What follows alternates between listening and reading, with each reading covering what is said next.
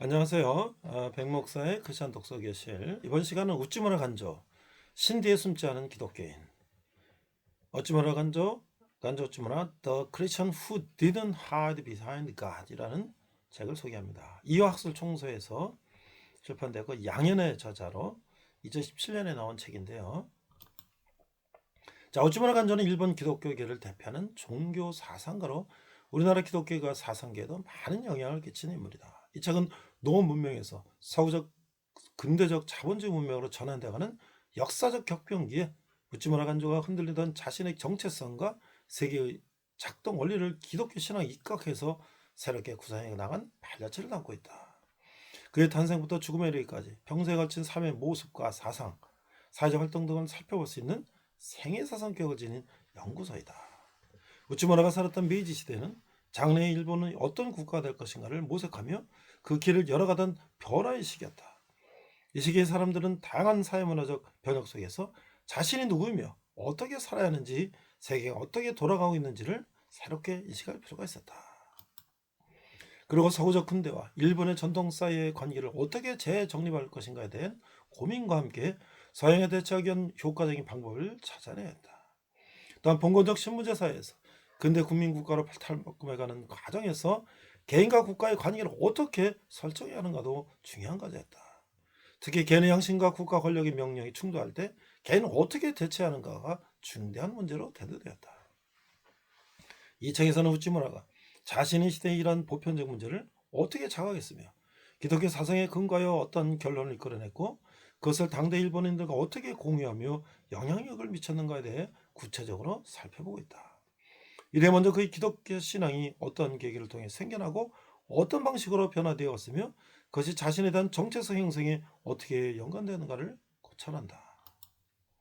특히 우찌마라가 체험한 속죄신앙, 부활신앙, 재림신앙 등 기독교의 정통신앙이 그의 삶에 어떤 영향을 미쳤는지를 살펴본다. 또 내면에서 전개된 그의 신앙이 어떻게 윤리적, 사회적 실천으로 귀결되는지를 검토하고 있다. 즉 신앙이라는 내면적 가치가 사회 공적인 문제에 대한 행동으로 나타나는 과정을 고찰한 것이다. 이외에도 이 책에서는 우찌마라가 서양과 일본의 장점을 취사 선택하여 창조적 통합을 이루어가는 과정을 탐색한다. 또한 책의 말미에는 보론을 추가해서 우찌마라가 근대사회에 미친 사상사적 영향관계를 그의 조선인 저자 함석헌을 중심으로 살펴보고 있다. 지금까지 언급한 다양한 논점에 대한 분석을 통해 이 책은 우찌마라 간조로부터 시작된 기독교 사상이 어떻게 동아시아의 변혁 사상으로 기능했는지까지 확장시켜 살펴봄으로써 독자들이 우찌마라 간조라는 사상가의 영향력과 가치에 대해서 되짚어볼 수 있는 계기를 마련해준다.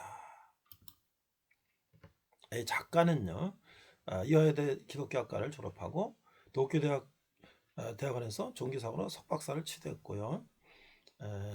저서는 윤치와 김교신 등 여러 김교신의 철학 여러 책을 저술하거나 번역한 작가입니다. 자, 이 목차를 보니까 1장은 파국과 출구, 삿포로 농학교에서 기독교 입신, 2장은 정체성의 원점, 미국과 일본 그리고 역사의 발견, 그 다음에 하트포드 신학교 유학 이야기들이 나오고요. 3장인 두 개의 제2의 실험, 그러니까 제이자스와 재편이 되겠죠. 4장은 몰피니가 시대, 교토 시대의 대표적 저작들, 우찌무라의 속죄론의 특성 등이 있고요. 청일전쟁 등이 있고, 5장은 사회평론가 시대, 사회평론 활동을 하는 얘기들, 6장은 성서의 연구 시대, 성서의 연구와 주제들, 7장은 재림운동, 재림신앙에 이른 경애, 논쟁들 있고요. 8장은 성서의 대중 강의 시대, 관동재진, 9장은 말년의 문제, 10장은 남겨진 유산, 무교의 주의에 대한 이야기도 있고, 11장은 우찌무라 간조와 조선, 조선 제자들 이야기가 나오죠. 함석헌, 김교신 등 그런 제자 얘기가 나오고, 그 다음에 이제 보론의 우찌무라와 함석헌의 이야기들이 나옵니다.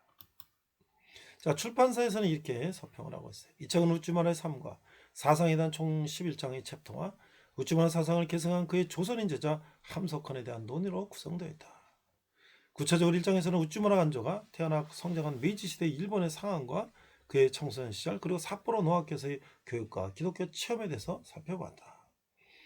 이 장에서는 그의 자아 정체성의 원점이 된 미국 유학기에 대한 이야기가 있고 3장에서는 유학기를 통해서 지저스 재팬에 대한 이야기들 그들의 생각을 써놨고 4장에서는 교토시대의 대표적인 저작들을 검토하고 있는데 특별히 그의 사상을 중심으로 된 속죄론을 다룬 구원록을 분석함으로써 그의 속죄론의 사상적 논리구조와 특징을 고찰했다. 그 다음에 청일전쟁에 대한 그의 의전론이 현실적으로 좌절되면서 이후 두 개의 제의를 구체적으로 실천할 그의 독자적인 방향인 예언자적 애국사상이 형성되는 과정을 분석했다. 5장에서는 우찌무라 간조의 사회평화활동과 사회개혁운동을 살펴보고 이 과정에서 나타난 그의 사회개혁 사상과 사회주의와의 접점 등에서 검토했다. 6자정에서는 그의 필생의 삶에 대한 성서의 연구의 주된 주제들과 이를 통한 기독교 사상 전파활동을 분석했다. 7장에서는 제1차 세계대전의 발발에 따른 그의 진보사관의 파국과 이를 돌파할 새로운 사상에 대한 재림신앙과 그 운동 과정을 분석하고 그의 재림 사상이 갖는 사상적 특징을 분석했다.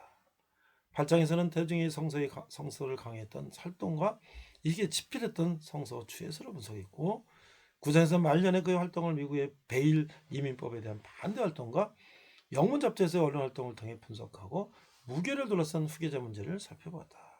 10장에서는 그의 사상이 그의 제자들과 무교회를 통해서 어떻게 개성된지를 검토했고 11장에서는 우찌무라 간조의 조선관과 그의 사상이 조선에 미친 영향을 분석했다. 보론에서는 우찌무라의 조선인 제자의 한 사람인 함석헌이 우찌무라의 사상을 어떻게 창조적으로 개성했는지를 고찰했다. 현재 일본은 기독교인들이 거의 몇 프로 되지 않는 그런 국가죠. 일찍이 서양 선교사들이 들어왔고 또 미국의 2차 대전 승전으로 말미암아 여러 가지 미국의 통치 방법에서 기독교적인 사상이 주입되고 또 일본에 많은 이제 크리스천 선각자도 있었지만 일본은 아직도 우상을 섬기는 나라로 남아 있는데 그중에 우찌무라 간조라고 하는 이분이 일본 크리스천계 또 일본 이 사상에 미친 영향은 지대하다고 할 수 있죠. 우리가 한번 읽어보면 우리도 그 당시에 그 일본의 현실 현상과 또 한 일본 크리스찬의 그런 헌신을 볼 수 있는 그런 책이라고 할 수가 있겠습니다. 이상 백목사의 크리스찬 독서기술이었습니다.